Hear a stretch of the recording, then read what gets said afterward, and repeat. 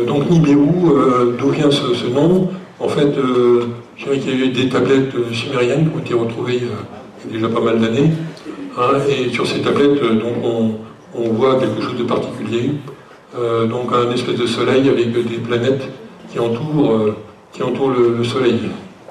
Donc ça, c'est des tablettes sumériennes, et tout ça, ça a été étudié de très près par un certain Zecharia Sitchin, donc qui a fait plusieurs livres sur les Anunnaki. Donc ici, les Anunnaki, et puis il a parlé des end days, the end of days, donc la fin des jours, donc comme si donc on allait arriver à une époque de fin de notre civilisation. Donc on va voir qu'à mon avis c'est un petit peu différent que ce qu'il a prévu, mais oui. Donc je vais commencer par vous montrer quelques vidéos. Alors je dirais que j'ai commencé à m'intéresser à ce sujet-là donc en novembre donc l'année dernière, et j'ai consulté des centaines de vidéos donc sur le sujet pour voir s'il y avait bien une réalité derrière tout ça. Et donc là, la conclusion que j'ai, c'est qu'il y a effectivement une réalité que je vais essayer de vous montrer maintenant.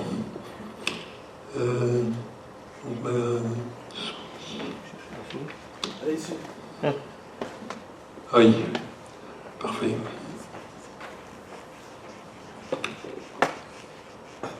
Donc ici, je vous montrais une première vidéo qui était prise en Alaska, donc le 23 décembre 2015. Donc je peux dire que sur YouTube, par exemple, vous pouvez revoir des vidéos qui sont très anciennes.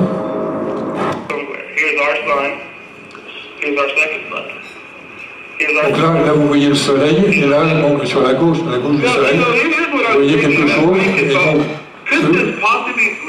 ce quelque chose, ce n'est pas une planète, parce que si c'était une planète, ça reflèterait le soleil, la lumière du soleil, et donc on verrait qu'un croissant de planètes.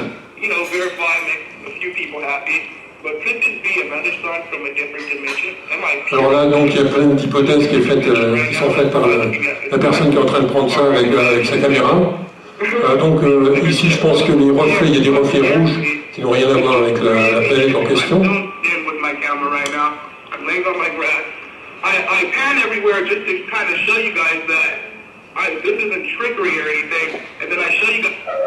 Alors, l'hypothèse qui est faite par rapport à cette planète Nibiru, c'est que, en fait, si on étudie bien les choses, c'est pas une planète. Hein, ce serait un ancien soleil, une ancienne étoile, qui serait une étoile naine. Donc une étoile naine avec une dimension donc réduite, et qui ne diffuse pratiquement pas de lumière, hein, donc qui diffuse que de la chaleur. Hein, donc si on veut pouvoir l'observer, il faut l'observer avec des caméras infrarouges ou des télescopes infrarouges. Donc depuis les années 80, on a développé pas mal de télescopes infrarouges. Il y en a même qui ont été satellisés et autres. Et donc on est pas mal équipé. Par contre, on n'est pas du tout au courant sur les informations qui sont collectées par ces télescopes. Et donc, je dirais pour les amateurs qui veulent observer cette fameuse planète Nibiru, eh bien la seule solution qu'on a déjà, c'est de l'observer, je dirais, lorsque le soleil se couche ou que le soleil se lève, parce qu'à ce moment-là, donc l'atmosphère est beaucoup plus épaisse et va filtrer un certain nombre de rayons lumineux, et donc ça va éliminer tous les rayons bleus, jaunes, etc. Et c'est pour ça que le soleil, donc lorsqu'il est vraiment à l'horizon, est pratiquement orange ou rouge. Donc on voit la lumière orange ou rouge qui va... Donc on se rapproche de plus en plus du rouge et de l'infrarouge. Et donc ici, dans la deuxième vidéo que je vais vous montrer, donc c'est un amateur aussi, mais qui lui a mis un filtre rouge sur sa caméra. Alors voilà, donc many times before 16, I captured this object at about the 2 o'clock position.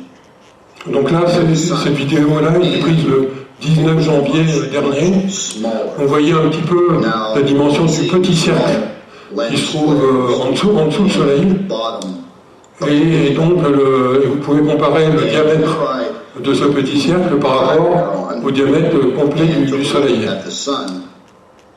I immediately saw the object situated at about the 5 o'clock position.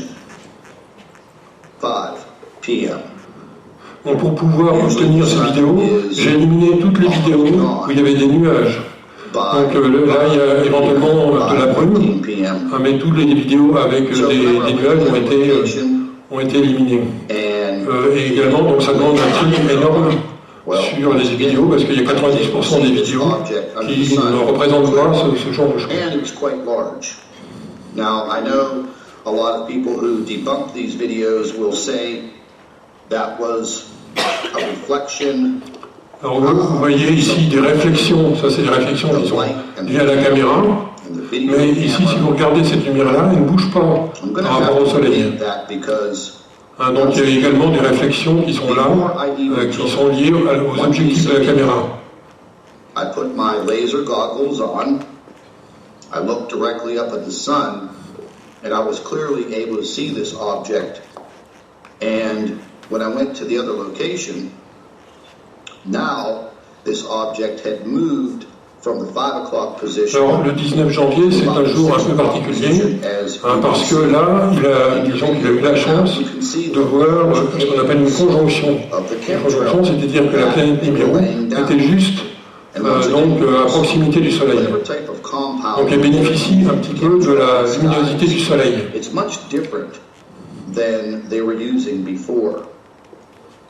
Now, this past summer, they would chemtrail the... Voilà, donc je vais passer. Donc ici, j'ai collecté différentes photos. Alors donc j'ai éliminé aussi toutes les photos qui n'étaient pas datées, où j'avais pas d'assurance sur la date. Et je vais vous montrer quelques photos particulières. Donc le 26 janvier 2016, donc ça remonte à un an. Celui qui a pris la photo l'a pris avec une caméra.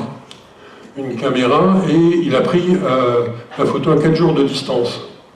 C'est-à-dire que la première photo a été prise le 22 janvier et la deuxième le 26 janvier. Donc il y a 4 jours d'écart, et vous voyez ici la différence de luminosité. Donc ça c'est la luminosité qu'on avait le 22 janvier, et la luminosité après qu'on a le 26 janvier.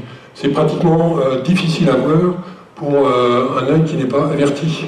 Donc si vous essayez de repérer la planète Nibiru en plein jour, probablement vous n'y arriverez pas. Donc il y a vraiment des conditions atmosphériques bien particulières, et il faudrait en théorie être équipé d'une caméra infrarouge. Donc en fait j'ai collecté toutes les images sur lesquelles j'ai essayé de mettre une date, et puis je vais vous montrer après. Donc j'ai fait une construction pour essayer de localiser cette planète. Alors on dit que cette planète, donc qui est un ancien soleil, une étoile naine, donc aurait une taille 10 fois égale à la Terre. Donc si elle a une taille égale 10 fois à la Terre, elle devrait à peu près avoir cette taille-là par rapport au Soleil. Et donc vous voyez qu'ici, on la voit, elle est beaucoup plus près en fait de nous, au moment où on a pris cette image, que donc la dimension initiale de la planète lorsqu'elle était au niveau du Soleil. Donc ici, le 5 juillet 2015, compte tenu des déformations lumineuses qu'il y a, donc j'ai estimé que la planète qui était ici, Nibiru, qui était au-dessus de l'écliptique. Donc l'écliptique c'est une espèce de disque, où les planètes sont soit au-dessus ou au-dessous du cercle qui est formé par la Terre. Donc ici, elle est au-dessus de l'écliptique, et par exemple ici, elle est au-dessous de l'écliptique. Donc en 2 ans, donc du 5 juillet 2015, en 19 mois exactement, donc elle est passée au-dessus de l'écliptique, au-dessous de l'écliptique. Donc ici, le 19 janvier 2017, donc elle était là, et quelques jours plus tard, donc elle s'est décalée vers la gauche. D'accord, et donc elle va devenir de moins en moins visible. Alors pour pouvoir expliquer les choses, Donc il y a un théorème qu'on connaît en mathématiques, qui s'appelle le théorème de Thalès, qui explique que si on observe donc la planète au niveau du Soleil, voilà, elle va avoir cette dimension-là, et si jamais elle est à mi-chemin entre la Terre et le Soleil, c'est-à-dire à 74 millions de kilomètres de la Terre, donc si elle est là, on va la voir avec un diamètre double de son diamètre initial. D'accord ? Si elle est plus qu'à 37 millions de kilomètres, on va l'avoir un diamètre multiplié par 4. Donc ça c'est le théorème de Thalès. Donc pour moi, au travers de toutes les photos que j'ai pu voir, donc la planète Nibiru se trouve actuellement entre l'orbite, alors je parle de l'orbite, et non pas entre la Terre et le Soleil, elle se trouve actuellement entre l'orbite du Soleil et de la Terre, et donc par rapport à la variation du diamètre apparent de Nibiru, on peut estimer qu'elle aurait déjà fait la moitié de son parcours en direction de l'orbite de la Terre. Et donc elle devrait être très proche de l'orbite de la Terre vers le mois de juillet. Alors là-dessus, il y a quand même une imprécision. Vous allez voir que sur une date, je suis relativement précis. Sur cette date-là, c'est à plus ou moins 3 mois. Ça peut être 3 mois avant ou 3 mois après, compte tenu de l'imprécision des mesures que j'ai pu faire. Mais vous allez voir que malgré cette imprécision, eh bien, on peut obtenir des valeurs relativement précises sur la date où on va l'avoir au plus près. Donc il s'est passé des choses depuis 2015. Par exemple, au mois de décembre 2015, eh bien, sur la planète Vénus, il y avait un satellite qui observait. Donc ils ont vu, c'est ce que les scientifiques appellent une onde gravitationnelle. Donc c'est une déformation de l'atmosphère, comme si l'atmosphère était aspirée ou attirée vers de ce côté-là par exemple. Donc ici elle est attirée. Alors d'habitude quand on observe ce genre de phénomène, eh bien ça dure quelques heures et c'est tout. Et donc l'atmosphère revient à sa position initiale. Par contre ici, eh bien, quand on a observé sur plusieurs jours, eh bien, on a observé le phénomène pendant plusieurs jours, et donc là manifestement, ça ne pouvait pas être expliqué par les phénomènes naturels qu'on connaissait d'habitude. Donc l'hypothèse que j'ai par rapport à ça, c'est que la planète Nibiru n'était peut-être pas si loin que ça, et aurait pu provoquer cette déformation de l'atmosphère.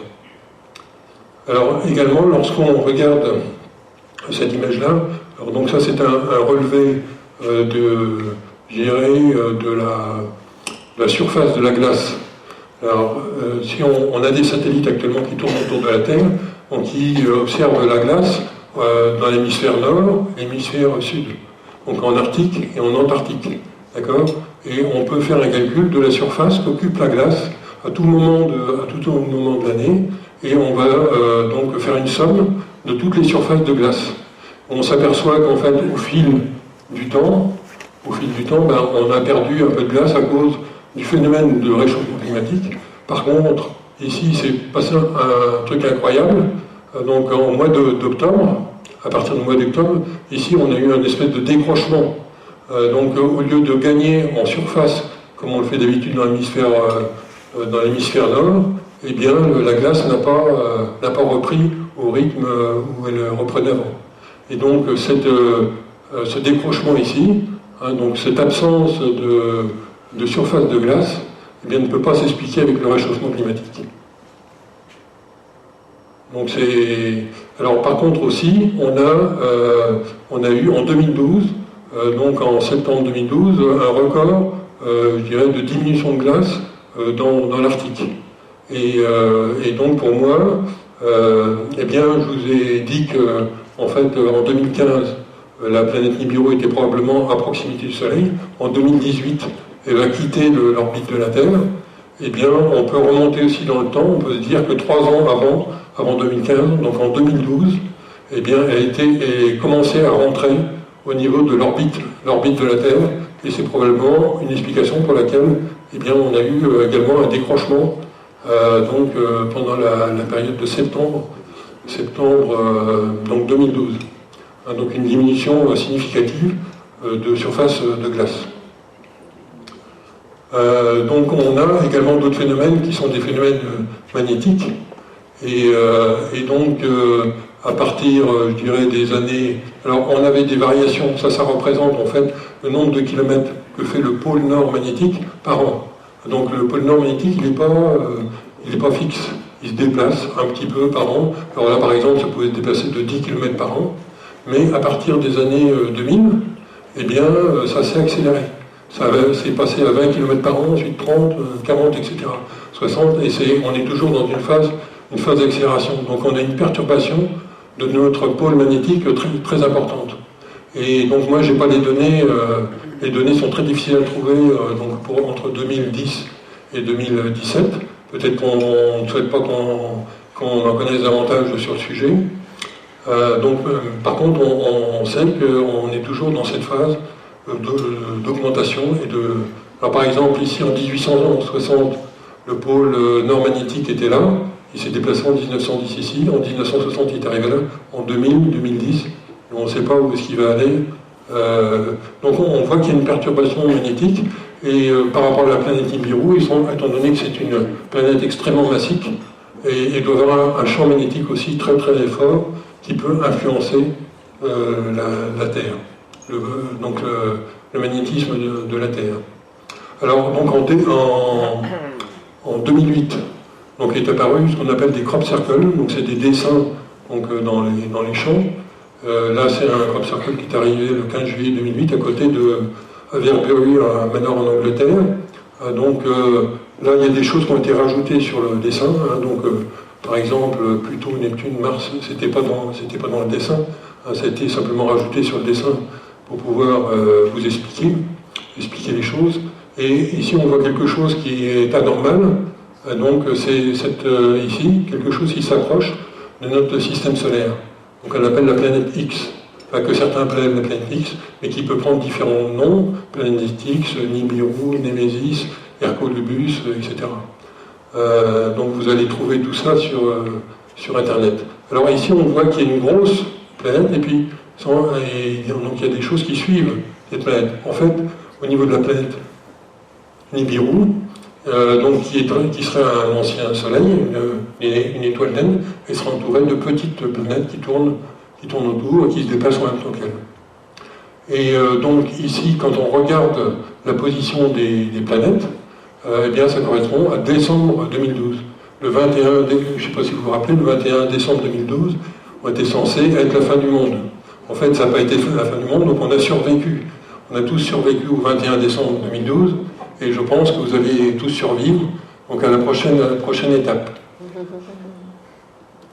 Donc ici un autre crop circle. Donc on a réussi à décoder ici, donc il y a des petits points qui représentent des 1 et des 0, etc. Et donc on a un code en informatique, on appelle le code ASCII, et donc pour chaque série de chiffres, on peut faire correspondre ça à une lettre. Et donc, lorsqu'on a décodé ça, eh bien, on a réussi à lire Ea Enki. Enki, et donc on fait référence, Enki c'était un dieu sumérien, et on fait référence donc au dieu sumérien. Pourquoi? Parce qu'on cherche à nous communiquer qu'il y a quelque chose qui va nous tomber dessus, et qui est en rapport avec nos connaissances sumériennes, enfin sur la culture sumérienne. Alors maintenant, on arrive dans le vif du sujet.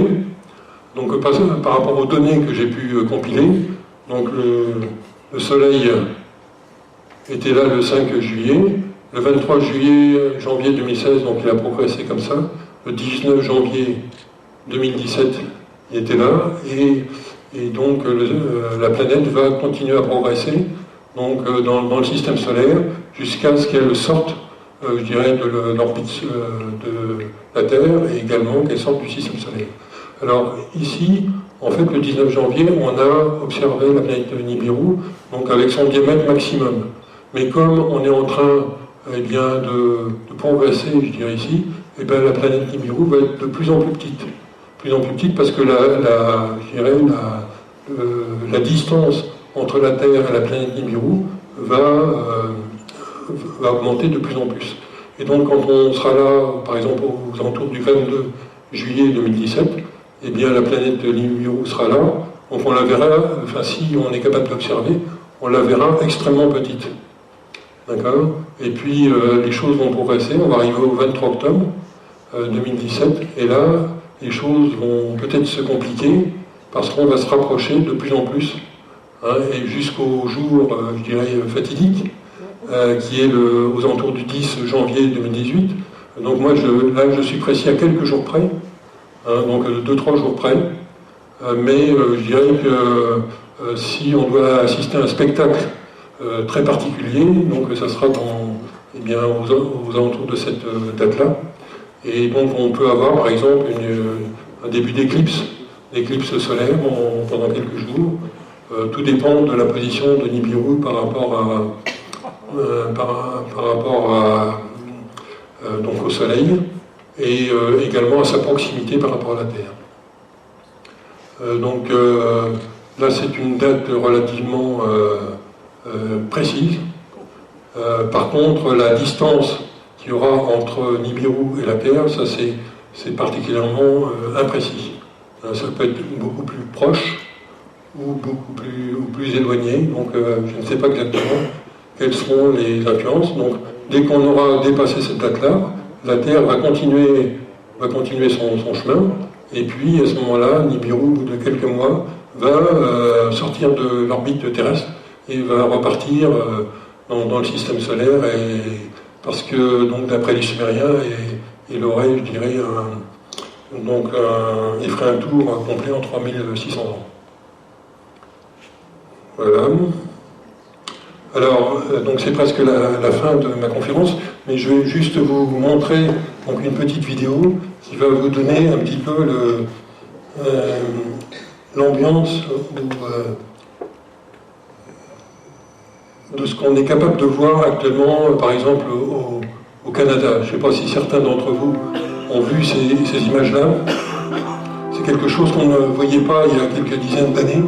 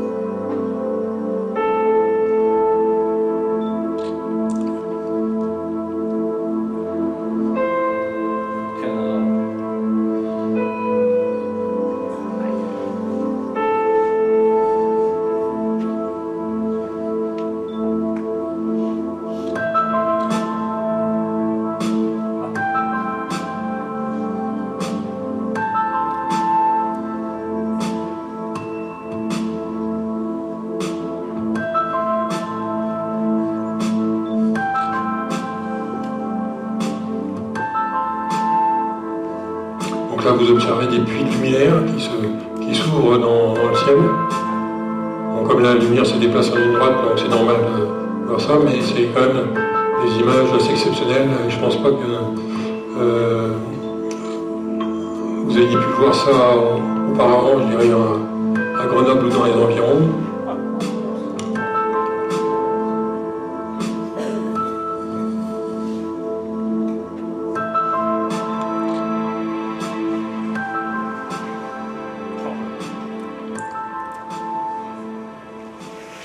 Alors, je dirais qu'en conclusion, l'objectif de Nibiru, pour nous, ça va être de faire bouger les consciences maximum pendant un temps très limité, de telle manière à ce que la conscience de l'humanité fasse un pas décisif, et donc qu'on arrive en pleine lumière, alors qu'avant, on n'avait pas, je dirais, la connaissance et les sens nécessaires pour avoir conscience du monde qui nous entoure. Donc il y a beaucoup de choses qui nous ont été cachées, et donc après cette date-là, 2018, je pense qu'il y aura, ça va encore s'accélérer, donc au niveau des révélations qui vont être faites de par le monde. Donc les gens aussi vont se réveiller comme si ils étaient endormis. Voilà, donc j'espère que cette conférence vous a intéressé. Donc c'est le message que je voulais vous faire passer ce soir. Donc surtout, ne vous inquiétez pas pour le 10 janvier 2018. Hein, donc vous survivrez, mais vous aurez l'occasion d'assister à un très beau spectacle. Voilà, que vous ne verrez qu'une seule fois dans votre existence. Et on n'aura pas besoin de lumière de masque à souder pour regarder. Non. Alors, je peux m'enseigner pour avoir, mais je pense qu'il y a différents. Oui, plutôt du Nord. Est-ce que l'on peut dire qu'à cette époque qui arrive de l'ère du Verseau, on est en plein dans l'Apocalypse de Jean, puisque l'Apocalypse, c'est la levée du voile, les révélations, toutes les choses vont s'accélérer dans les consciences, et peut-être qu'un matin, des personnes vont s'éveiller, comme tu dis, avec une conscience nouvelle, avec les énergies libres qui vont arriver, etc. Enfin, c'est pas quoi. Oui, je pense que je dirais que la fin va être mieux que ce qu'on vit actuellement. Hein. Donc, comme je vous disais, on est en phase d'accouchement. Difficile à vivre pour beaucoup de pauvres, des riches qui sont extrêmement riches, des pauvres qui sont extrêmement pauvres aussi. Donc on ne voit pas comment tout ça va pouvoir évoluer, mais il faut savoir que toutes les structures, qu'elles soient politiques, religieuses et autres, vont être bouleversées dans les années qui viennent. Et donc on commence à le sentir, on l'a vu par exemple avec les élections américaines, même si on peut dire beaucoup de choses par rapport à Trump. Donc les Américains n'ont pas supporté qu'on leur cache des choses. Que Hillary Clinton, par exemple, ne leur dise pas toute la vérité, leur cache des choses. Donc il y a vraiment une volonté, une envie de connaître la vérité. Et c'est ce qu'on est en train de vivre actuellement, je dirais, avec les élections en France, où ce qui préfigure donc ce qui va être les élections en France, c'est qu'on veut des hommes politiques qui soient intègres, hein, donc qui disent la vérité, hein, et donc qui sont, quel que soit le bord d'où ils viennent, hein, qu'ils soient de droite ou de gauche. Donc on ne supporte plus les tromperies. Si vous voulez poser des questions, on a des micros à faire circuler. Alors, quand Trump dit que le réchauffement climatique, c'est des foutaises, il s'inspire de Nibiru ou c'est autre chose ? Et donc, je dirais qu'il a à moitié raison, dans le sens où il y a quand même un réchauffement climatique qui est lié donc, à l'augmentation du niveau de carbone, du gaz carbonique dans l'atmosphère. Et donc, qu'on peut voir au travers des différentes courbes que je vous ai montrées là sur les surfaces de glace. Mais il y a un phénomène supplémentaire, donc qui est Nibiru, et qui, comme Nibiru dégage énormément de chaleur, donc dès que cette planète-là s'approche un peu plus près de la Terre, et donc elle le fait de manière régulière, eh bien, donc ça accélère la fonte des glaces. Et donc il y a les deux phénomènes conjugués pour moi qui sont à l'œuvre.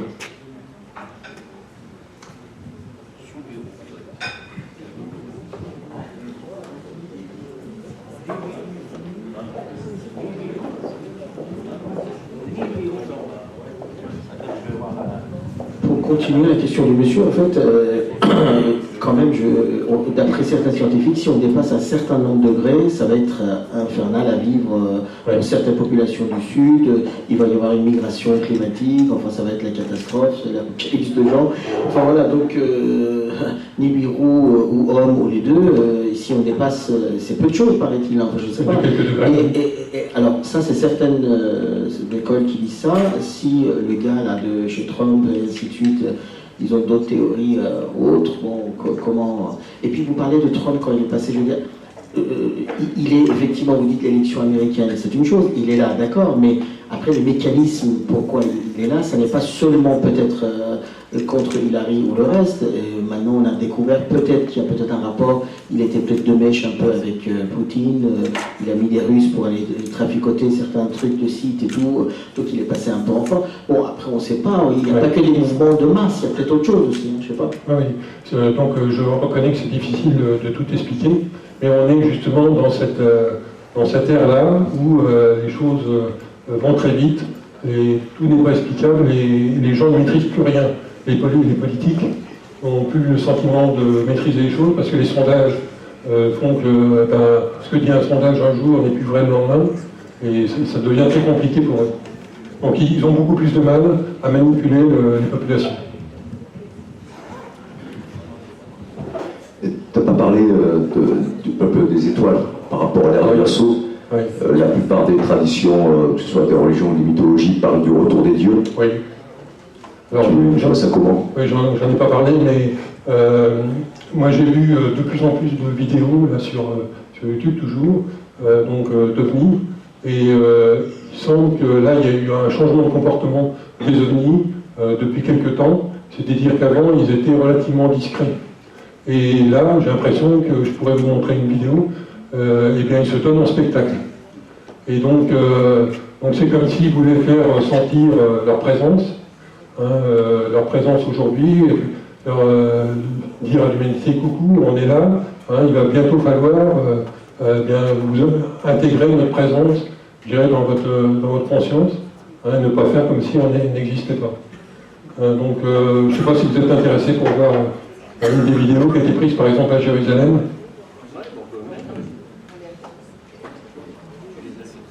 Ouais,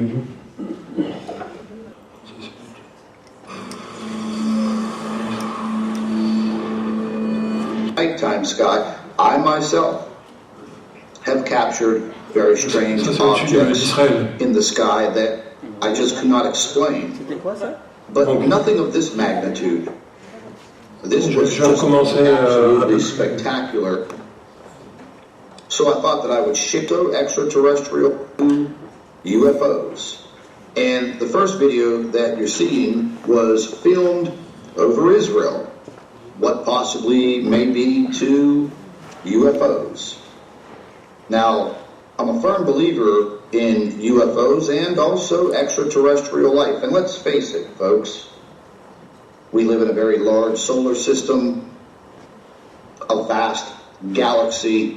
Donc vous voyez ici donc, la position relativement fixe des objets volants non identifiés. Ils se déplacent relativement lentement, donc comme si ils donnent l'impression qu'ils veulent se faire observer. In God's creation of et puis là, ils vont faire un effet lumineux très particulier mankind. Que je vais jamais vu avant. I would share this video with you just to collect your thoughts and your comments on what you're seeing. As I watched the video over and over, I was pretty thrown back by what I saw. Donc j'ai vu tout un tas de vidéos où on voit des ovnis se déplacer en groupe, et donc comme s'ils voulaient vraiment qu'on les regarde. Il y a encore un autre ovni qui est à gauche.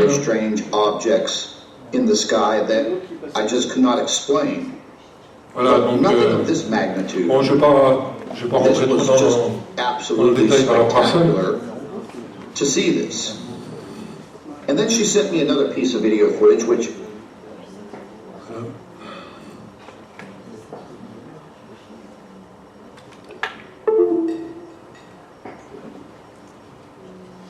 donc je pense qu'après 2018 ou pendant l'année 2018, et ça va, à mon avis ça va commencer avant parce que si vous voulez, avant que l'événement se produise, donc aux alentours du 10 janvier 2018, on va être relativement averti.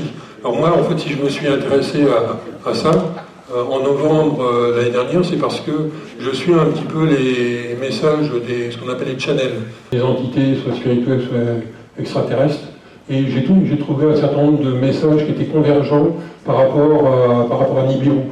Donc je me suis dit, est-ce qu'il y a réellement une réalité derrière tout ça? J'avais déjà regardé en 2012.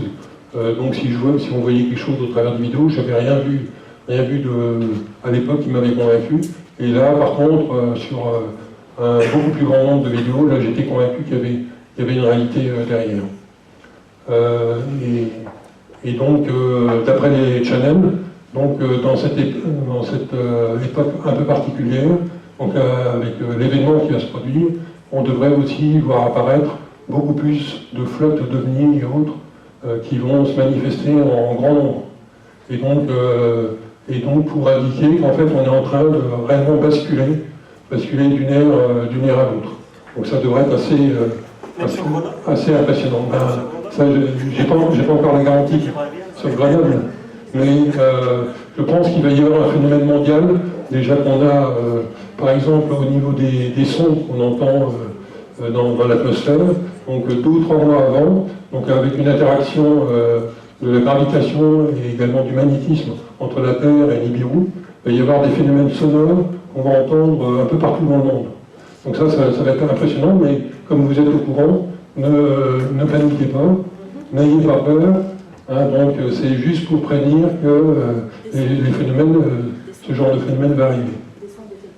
Alors des sons qui ressemblent à des trompettes, hein, donc et j'ai pas d'exemple, essayez de taper trompette, son étrange, trompette sur Internet, vous verrez des exemples de sons qu'on pourra entendre.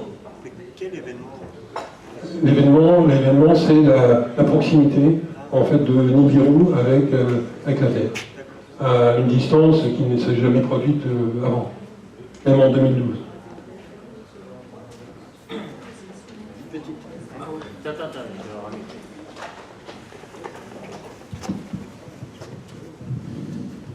Je voulais une petite précision par rapport à l'ère du Verseau. Oui. On est dedans au moment où on parle ou on est en période de transition? On est en période de transition, alors on parle.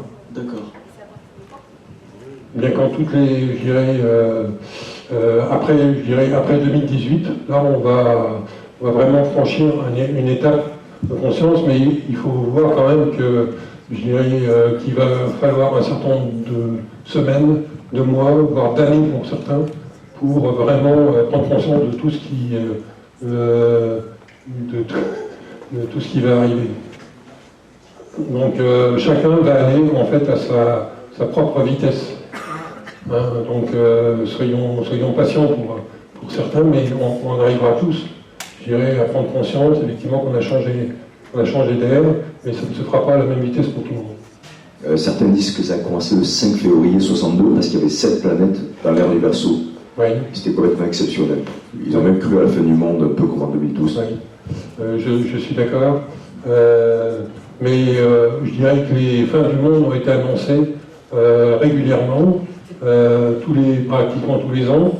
Il y a des fins du monde qui sont annoncées. Là, je ne vous annonce pas la fin du monde, mais un autre monde, hein, une nouvelle porte de la conscience qui va s'ouvrir, et donc qui sera loin d'être la fin, hein, mais on sentira qu'on a vraiment passé un cap. Et du coup, ouais, j'avais une question en fait par rapport, je suis là. Oui. Est-ce qu'il y a un lien entre Nibiru, l'ère du Verseau, tout ça, avec les soi-disant astéroïdes, le champ d'astéroïdes qu'on est censé traverser en ce moment, enfin, apparemment. Oui, donc il n'est pas impossible aussi qu'il y ait certains astéroïdes. Disons que, comme je vous ai dit tout à l'heure, que la planète Nibiru, ou l'étoile naine, est entourée d'autres planètes, et également d'éléments beaucoup plus petits. Hein, donc il n'est pas interdit de penser que ça puisse tomber sur Terre à ce moment-là. Hein, donc, mais je pense plutôt, pour moi, entre 2018 et 2019. Parce que c'est à ce moment-là que la planète Nibiru va traverser l'orbite de la Terre.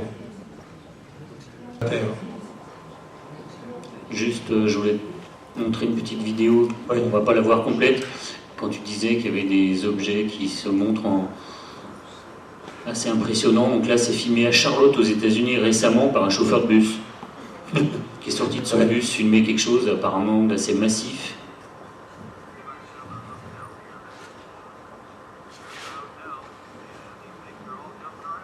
Vous voyez que ça se déplace relativement lentement, hein, donc comme si ils tenaient à ce qu'on les observe.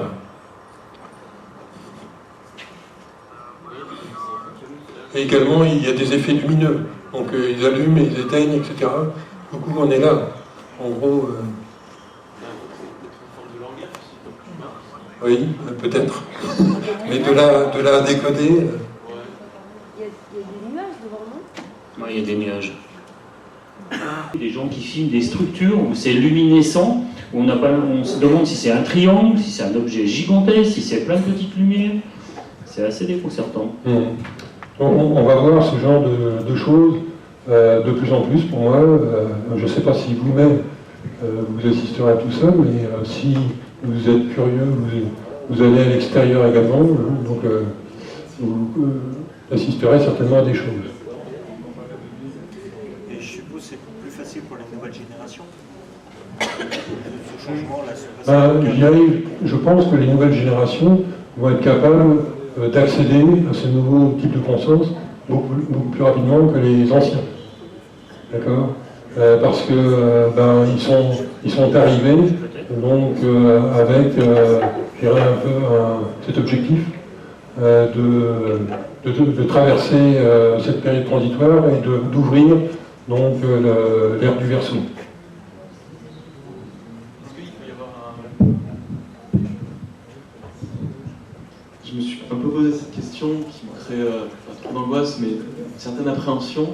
Il y aura deux paradigmes finalement différents, deux états d'esprit et deux états de conscience différents avec ces deux, entre l'ère du Verseau et l'ère du Poisson. Ouais. Est-ce que, avec chacun qui va faire son cheminement personnel, oui. Et comme chacun a son propre rythme d'avancée, est-ce qu'il pourrait y avoir comme une forme d'implosion de toute cette énergie qui restait statique? Il y a une masse de gens qui... Je suis d'accord. Endormis. Il y a énormément de gens qui vont être déstabilisés. Déstabilisés, mais bon, il faut faire avec. Et il va falloir essayer de les rassurer, de faire en sorte qu'ils ne prennent pas peur, parce qu'il pourrait y avoir des actes violents derrière. C'est un peu mon inquiétude là-dessus, mais... Et donc c'est la raison pour laquelle je vous dis, vous verrez ces choses-là, mais ne vous inquiétez pas. Vous avez survécu au 21 décembre 2012, vous survivrez au 10 janvier 2018. D'accord. Merci.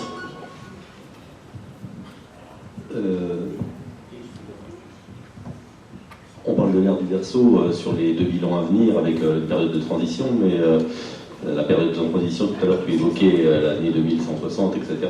Tout ça pour dire qu'il n'est pas impossible que si un corps céleste qui se balade dans l'atmosphère très éloigné de la Terre et qui est passé par ici, il y ait des ondes de choc ou des choses comme ça. Il n'est pas impossible qu'il y ait des réchauffements climatiques dus à l'effet des corps célestes et non pas à en imaginant qu'il y a un gros morceau qui tombe sur Terre, par exemple dans la mer, ce qui est le plus probable, donc il pourrait y avoir des phénomènes de tsunami. Donc ça, on n'est pas à l'abri de ce genre de choses. Et c'est impossible de prévoir aujourd'hui. Ce que j'espère, c'est que donc 2 ou 3 mois avant l'événement, eh bien, je dirais que les langues se délient et qu'on ait de plus en plus d'informations et qu'on demande aux gens, par exemple, de se protéger, de s'éloigner un peu des bords de mer et autres. Si jamais Nibiru devait s'approcher trop près. Et il faut peut-être imaginer que si justement Nibiru doit s'approcher près, ça veut dire, ou s'il y a des tsunamis, comme tu dis, il pourrait très bien y avoir un effondrement des économies mondiales avec l'effondrement des banques, des assurances, etc. Et qu'on ne soit pas à l'abri d'un effondrement du système monétaire, du système social, du système et tout, comme on le connaît aujourd'hui.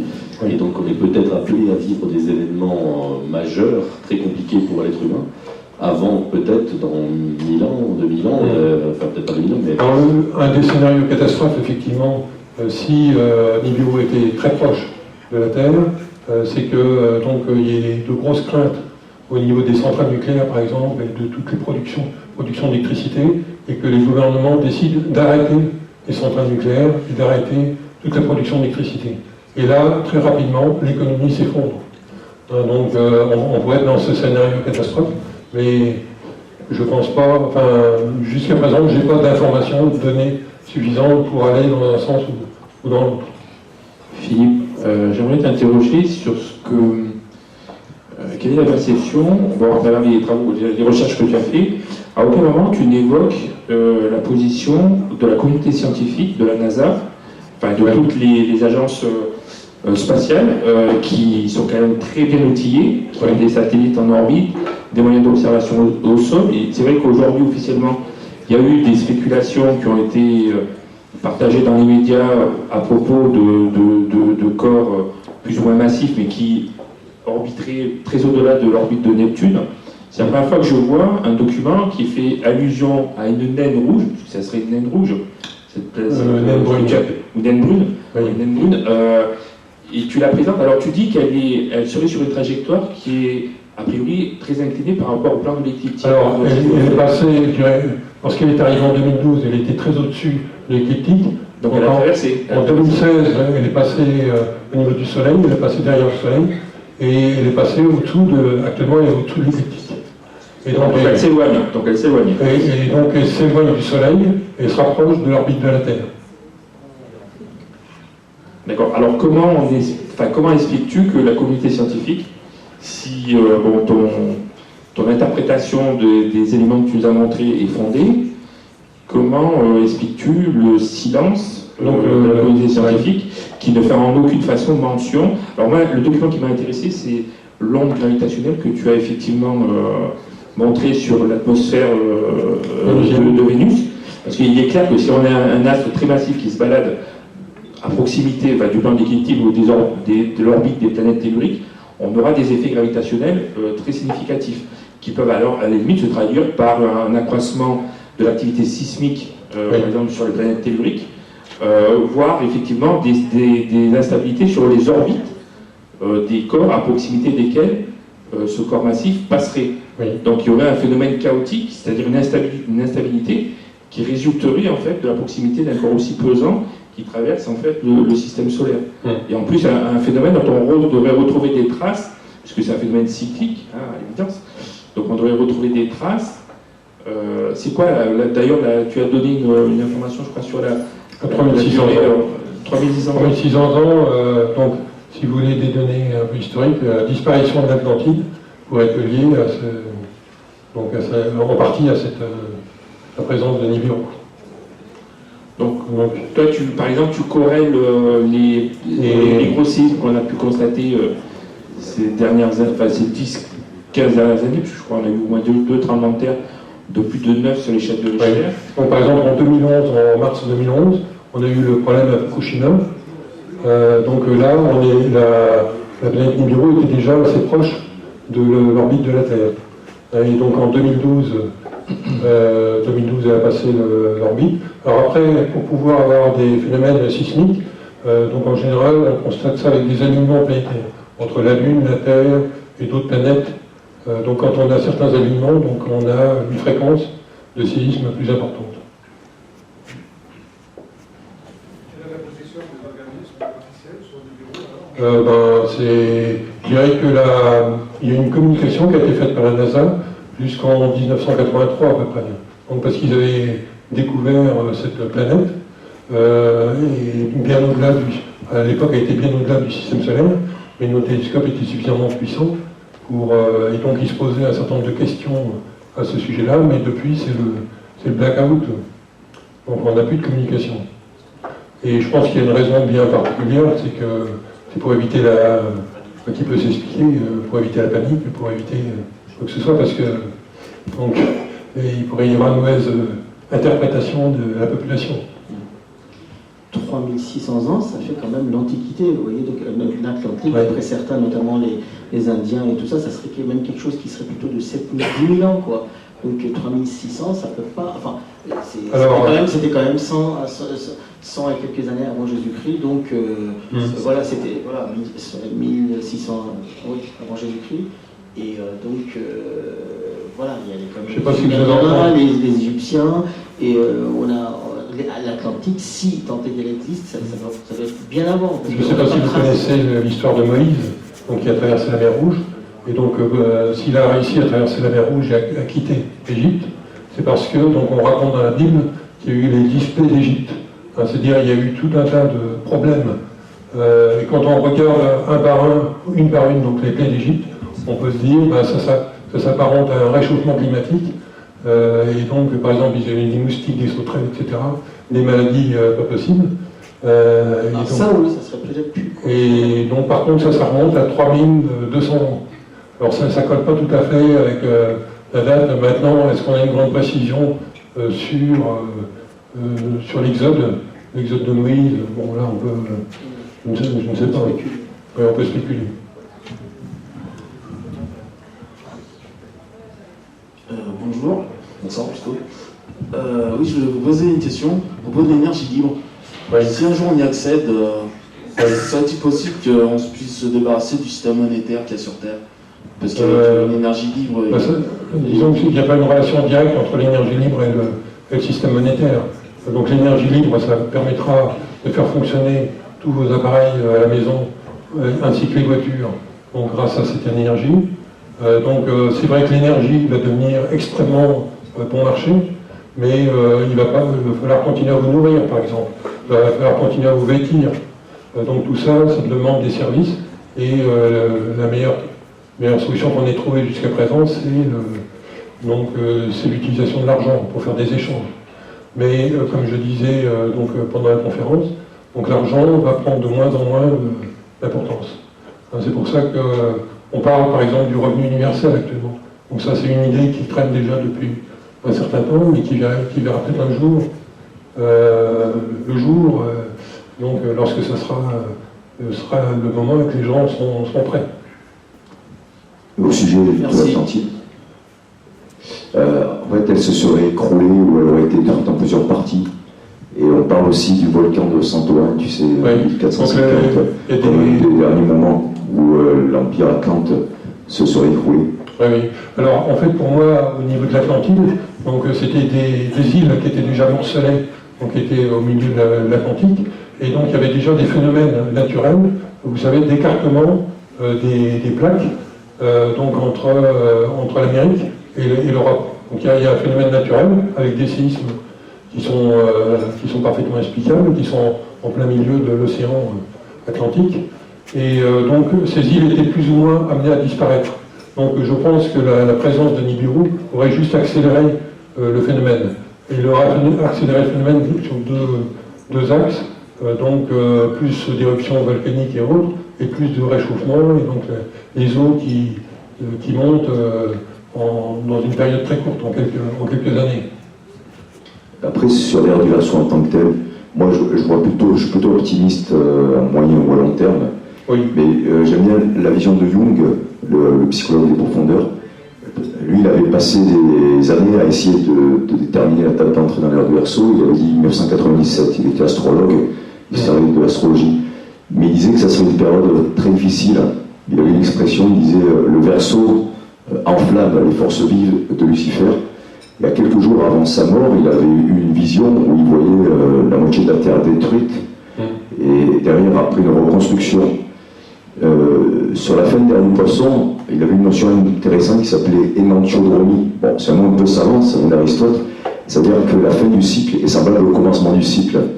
C'est-à-dire qu'il y aurait un immense empire, comme à l'époque de l'Empire romain, et puis des opposants semblables aux premiers chrétiens qui combattraient cette puissance hégémonique. Et ça fait assez penser en fait aux altermondialistes, aux enfants du Verseau, tout ça, qui combattent une dictature mondiale. Sachant que les États-Unis prennent beaucoup exemple sur Rome. Mais il y a aussi le risque, bon, je pense que ça va être dépassé, mais c'est d'être vigilant. Le Verseau, c'est un signe qui a tendance à remplacer une dictature, soi-disant pour libérer une dictature, de la remplacer par une autre dictature. Aujourd'hui, on voit, on cherche à nous mettre entre le fascisme, le retour au communisme, le capitalisme, le communautarisme, ou une dictature scientifique. Et par rapport au fait qu'on sort de l'ère de Poisson, où soi-disant c'était l'illusion, c'était la soumission à l'autorité, c'était l'émotion et tout ça, le risque dans l'ère du Verseau, c'est l'homme transhumain, c'est de perdre les émotions, c'est de mettre des puces partout, et en fait c'est de faire une société totalement nivelée, où il n'y a plus de sens de l'individu. Tu prends des dystopies, tu vois, le contraire de l'utopie, que été faite par George Orwell, tu vois, dans 1984, avec une guerre sans fin, où on dit qu'on a toujours un ennemi, ce qui permet de réunir tout le monde contre un ennemi extérieur. Tu prends 1984, Aldous Huxley, il faut savoir que dans le retour au meilleur des mondes, 30 ans après le meilleur du monde, il a fait le tour des États-Unis, en disant aux étudiants qu'une dictature scientifique était en cours et qu'il n'y avait pratiquement aucune chance de l'arrêter, mais que ce qui faisait la valeur de l'être humain, c'était d'arrêter cette dictature scientifique en cours. Et ça a été dit aussi par Bertrand Russell, qui a parlé de l'élevage séparé, des différentes castes de personnes en fonction de ce qu'on leur donne à manger, des piqûres, tu vois, des vaccins qu'on leur fait, de l'éducation différente, des gens qui se reproduisent dans des classes différentes. Donc, encore une fois, moi je suis plutôt optimiste, mais je pense que ça va être assez dur. Il faut faire attention à ces pièges qui se présentent à nous, cette idée de la science qui donne tout, parce qu'elle peut tout donner et nous faire complètement oublier notre âme, parce qu'on est complètement ébloui, tu vois. Et le métal qui correspond au verso, c'est l'uranium. L'uranium, c'est l'industrie nucléaire.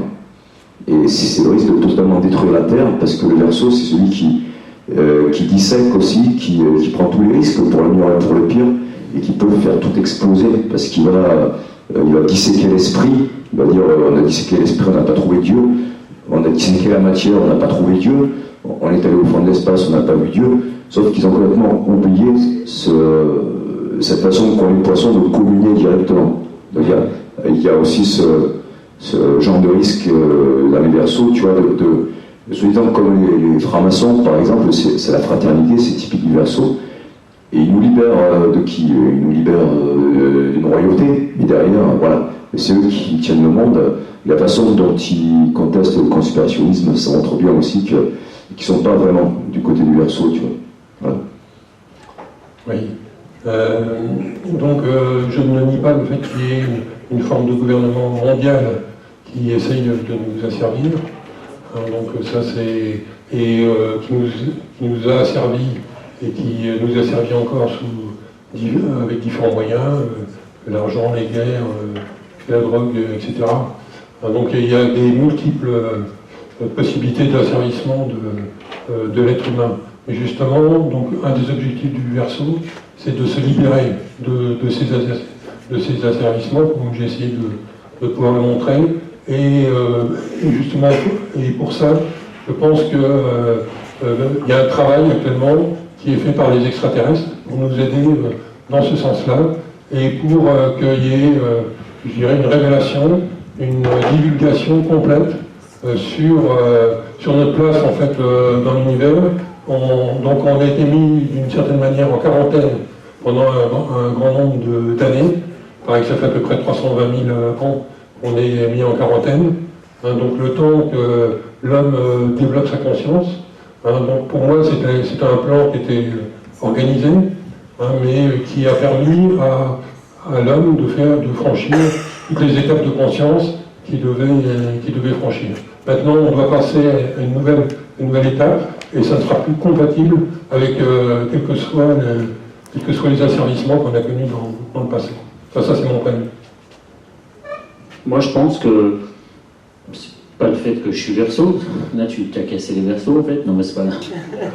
C'est que... Non, l'air du Verseau, je sais.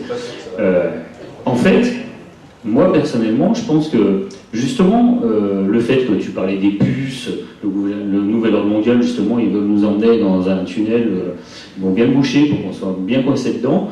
Mais, justement, peut-être que le fait d'éveiller ses consciences va faire qu'on peut basculer aussi, pour pas qu'ils nous pucent, pas qu'ils nous empoisonnent avec leurs OGM, toutes ces merdes, etc. Personnellement, moi dans mon petit village, je me bats pour pas que la poste elle ferme. Mais les gens, ils ont des pots de sauce devant les yeux, quoi. Ils se rendent pas compte de tout ce qu'on est en train de nous faire subir. On a de moins en moins de liberté, justement. Bah, tu vois, moi en tant que Verseau, je me suis reconnu sur certaines choses. Je deviens révolutionnaire pour me battre pour des causes où on se dit, si on se bat pas maintenant, c'est fini, nous mettre la tête dans le sable, quoi. Et justement, c'est peut-être individuellement qu'on peut aussi changer les choses. D'abord, j'aurais peut-être pas fait ça il y a 10 ans en arrière.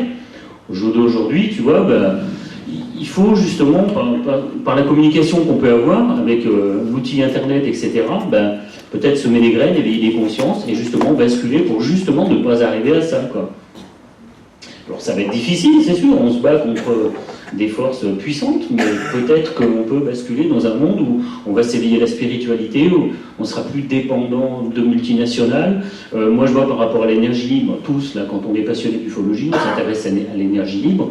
Moi quand j'en parle dans le monde du travail, par exemple, Les gens me disent que je suis un bel utopiste. Je leur dis, mais vous vous rendez compte que l'énergie libre libère l'humanité, mais ils n'arrivent pas à avoir conscience de ça. Exemple, si on a de l'énergie libre, non polluante, illimitée, gratuite, vous mettez des pipelines, au lieu de mettre du pétrole, vous amenez de l'eau de mer en plein milieu du Sahara. Vous la dessalez gratuitement, sans polluer, et tu vas verdir le Sahara en 20 ans. Les gens vont cultiver partout, vont manger à leur faim, il n'y aura plus de famine. Tu pourras cultiver des fraises dans le désert. Enfin, ça va changer la face du monde, quoi. Moi, je trouve que c'est beau, justement, que peut-être grâce à l'énergie libre va libérer l'humanité. Ouais. Et on n'aura peut-être plus besoin d'argent et tout ça, on va peut-être basculer dans autre chose. Alors, je suis peut-être un doux rêveur, mais je vais essayer de faire en sorte que, voilà, ça peut arriver, quoi. Donc l'énergie libre, c'est effectivement un des aspects de la libération. Est-ce qu'on peut avoir plus d'informations sur l'énergie libre? Parce que moi, j'en ai entendu parler, mais j'aimerais bien... Voilà. C'est quoi concrètement? L'énergie libre, il y a plusieurs types d'énergie libre. Il y a l'énergie Tesla, voilà, les bobines Tesla. L'énergie du point zéro, c'est-à-dire qu'on est bombardé de... Moi, je n'ai pas fait d'études en physique, loin de là, mais on est bombardé de particules invisibles, et ça, c'est l'énergie ultime. Ça fait que l'énergie est partout, on la respire. Le jour où on pourra capter cette énergie, elle est universelle. Le jour où on captera cette énergie dans la pièce ici, c'est la même qu'il peut y avoir à l'autre bout de l'univers. Dans une autre galaxie, elle est partout. C'est le rayonnement cosmique. C'est peut-être un rayonnement divin. On l'a en nous, dans toutes les particules, dans tous les atomes, partout. C'est extraordinaire. Mais l'énergie libre peut être aussi, par exemple, avec un système que Stanley Meyer avait mis au point avec de l'eau. On récupère l'hydrogène de l'eau, c'est à l'échelle atomique. C'est-à-dire qu'avec 1 litre d'eau, il pouvait tirer de l'hydrogène pendant plusieurs jours. Vous imaginez, vous récupérez l'eau de pluie. Avec cette eau de pluie, vous allez alimenter votre maison en électricité, votre voiture, sans polluer. Ça rejettera que des gouttelettes d'eau. Tout ça existe. Il faut fouiller sur le net. Et il y a plein de choses. Il faut savoir que la plupart de ces découvreurs, il y en a beaucoup qui sont morts, qui ont disparu. L'énergie libre, c'est le Graal, en fait. On maintient l'humanité dans l'ignorance par rapport aux énergies libres. Moi, j'ai un beau-frère qui bosse dans le nucléaire, il pense que je suis un utopiste. Parce qu'ils sont formatés, ils sont conditionnés. Enfin, je ne sais pas si d'autres personnes veulent parler par rapport à ça, mais l'énergie libre, c'est quelque chose d'extraordinaire, ça existe. Non, mais il y a plein de possibilités. Il y a quelques scientifiques dans le monde, et le plus connu est Nikola Tesla, qui dans les années 1900, à peu près, ou un peu avant, aurait découvert de manière scientifique et aurait réussi à capter l'énergie du vide, c'est-à-dire l'énergie qui est autour de nous, par des instruments très novateurs. Et il aurait alimenté en électricité, contrairement à Edison, une ville entière, Niagara Falls, etc., aux États-Unis. Tous ces brevets ont disparu, sont mis sous couvert du secret militaire, et on laisse les humains continuer à consommer du pétrole. En gros, derrière tout ça, il y a tous les lobbies, les services secrets et tout ça qui cherchent à dominer le monde et qui empêchent la mise en lumière de tous ces brevets ou de tous ces chercheurs novateurs qui trouvent des choses. Aujourd'hui, donc, de par le monde, il y a des gens qui cherchent à trouver des objets surunitaires, des machines surunitaires, c'est-à-dire qui créent plus d'énergie qu'ils n'en consomment, alors que partout dans le monde, on ne fait que consommer du pétrole, en gros, pour transformer en énergie. Le soleil, etc., ne sont que ce qu'on dit l'énergie libre du vent, de l'air, du soleil. Quand on intègre tout, la construction d'un panneau solaire, par exemple, aujourd'hui, c'est toujours de la perte d'argent.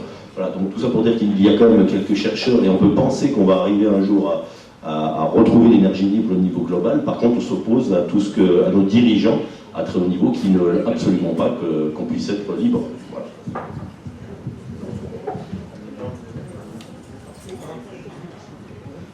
Je vais te donner un exemple très concret et très intéressant. L'exposition universelle de Paris, la fameuse Tour Eiffel. Il y a un gars, un certain Nikola Tesla, qui a été mandaté pour éclairer Paris pendant l'exposition universelle.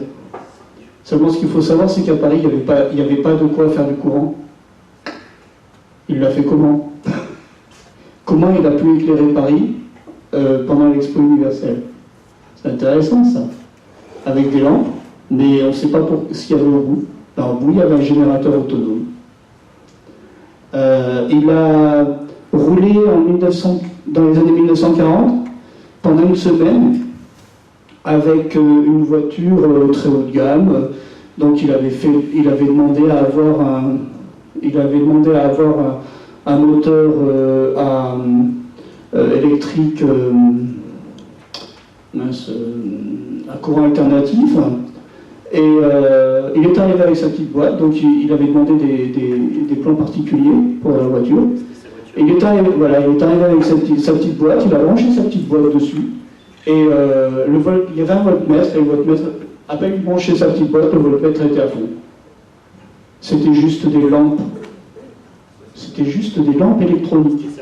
Notre conférencier de ce soir, il serait capable de la refaire. C'est certain. Et disons que j'ai déjà fait des conférences, mais avec un plus petit groupe, donc sur les énergies libres. Je pourrais la refaire un de ces jours si vous êtes vraiment intéressé. Donc pour vous montrer toutes les applications dont on dispose actuellement. Donc pour l'instant, c'est pas encore au niveau industriel. Il y a peu d'applications qui sont au niveau industriel, mais il y a quand même des choses qui tournent. Donc c'est intéressant de voir ce qu'on est capable de faire. Mais ça vient juste préfigurer ce qu'on sera capable de faire dans l'avenir. Et donc pour moi, toutes les énergies renouvelables, par exemple, je peux vous faire le pari aujourd'hui que dans 30 ans, on ne parlera plus des éoliennes. Donc les éoliennes, c'est juste dans la phase transitoire, on récupère l'énergie du vent, convertit en électricité, mais dès qu'on va commencer à maîtriser les énergies libres, eh bien les éoliennes vont disparaître du paysage. Parce que c'est quand même un petit peu encombrant et ça encombre le paysage. Et ceux qui vendent le pétrole. Et ceux qui vendent le pétrole vont le vendre de moins en moins. Mais on a encore besoin du pétrole un peu pour toutes les activités industrielles et chimiques. Donc certainement qu'on va utiliser le pétrole, mais de façon beaucoup plus, je dirais, précise, non plus pour produire de l'énergie.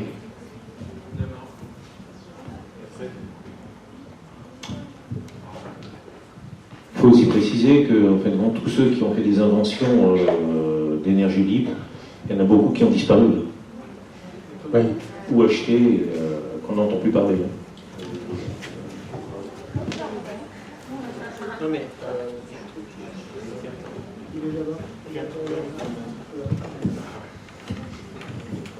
Effectivement, le cas de Nikola Tesla, il y a beaucoup de bouteilles d'encre qui ont coulé dessus, ils ont fait pas mal de papiers en disant qu'à la fin de sa vie, il était un peu plus perturbé et tout ça. Peut-être que justement, c'est des rumeurs pour le détraquer. Mais j'essaie de comprendre, à l'époque où